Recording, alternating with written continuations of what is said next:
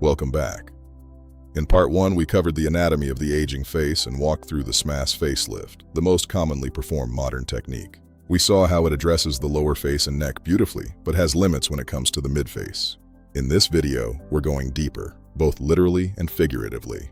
We'll cover the Deep Plane Facelift, what makes it different, what it can do that the SMAS cannot, and how to know whether it might be right for you.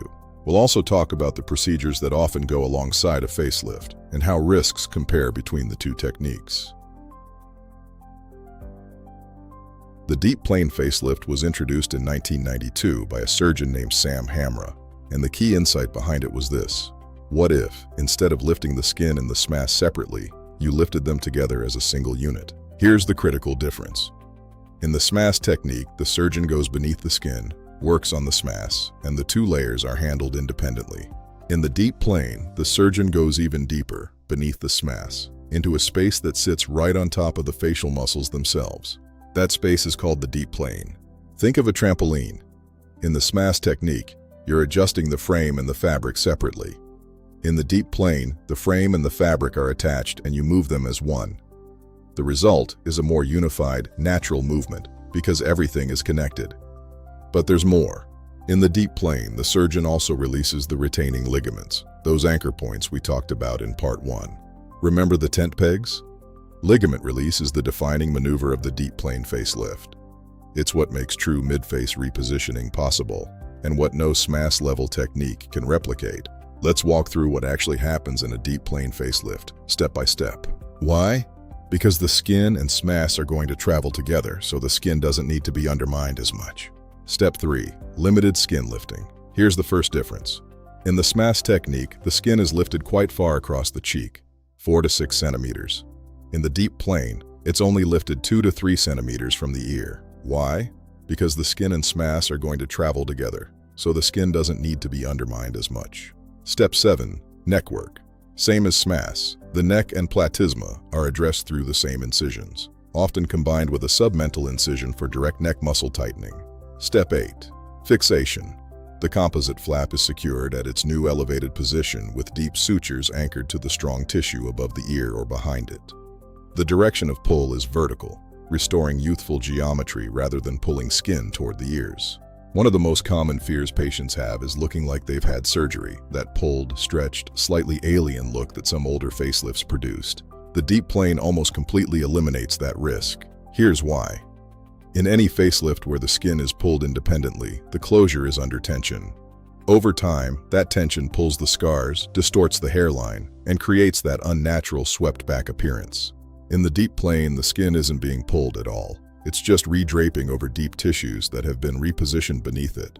There's no tension, the skin settles naturally, the scars heal well.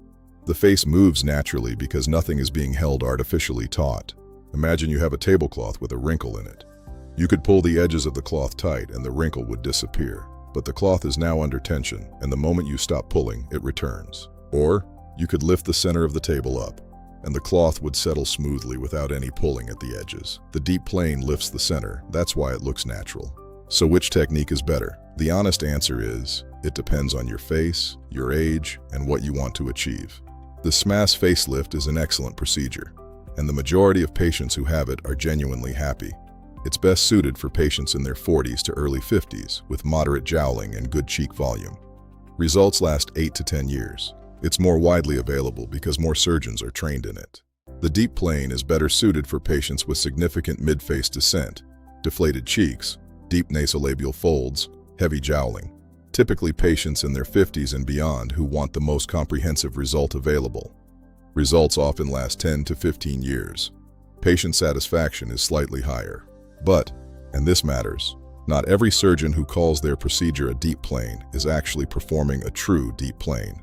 If a surgeon says they do Deep Plane surgery, ask specifically, do you release the zygomatic and masseteric ligaments? That's the defining step. If they can't answer clearly, keep looking. The other important reality is this: a superb SMAS facelift will always outperform a mediocre Deep Plane. The technique matters, but the surgeon matters more.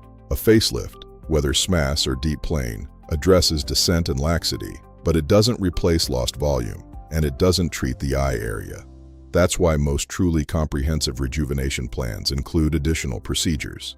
If you have a structurally weak chin or flat cheekbones, implants can create a permanent skeletal framework that no filler can match. A chin implant, in particular, has an outsized effect on the jawline and neck appearance, and it's one of the most underappreciated procedures in facial surgery. Blepharoplasty, eyelid surgery, is consistently one of the most requested procedures alongside a facelift. Upper blepharoplasty removes excess skin from the upper eyelid and restores the natural lid crease.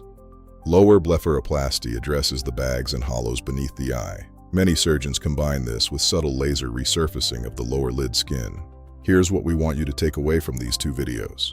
The modern facelift, whether SMAS or Deep Plane, is not what it used to be. These are precise, anatomy-driven procedures that, in the right hands, produce results that look genuinely refreshed rather than surgically altered. The key is finding the right surgeon for the right technique for your specific face. Not the most expensive surgeon, not the most famous, the most skilled, in the approach that actually fits what your face needs. Before any consultation, arm yourself with the right questions. Which technique do you perform, and why? How many facelifts do you do per year? Can I see photos of patients with similar anatomy? What complementary procedures would you recommend for my face? Your face is unique. The plan to rejuvenate it should be too. Thank you for watching. If this series has been helpful, share it with someone who's on the same journey. And if you're ready to start asking the right questions, the next step is a consultation with a specialist who will take the time to truly evaluate your face as an individual.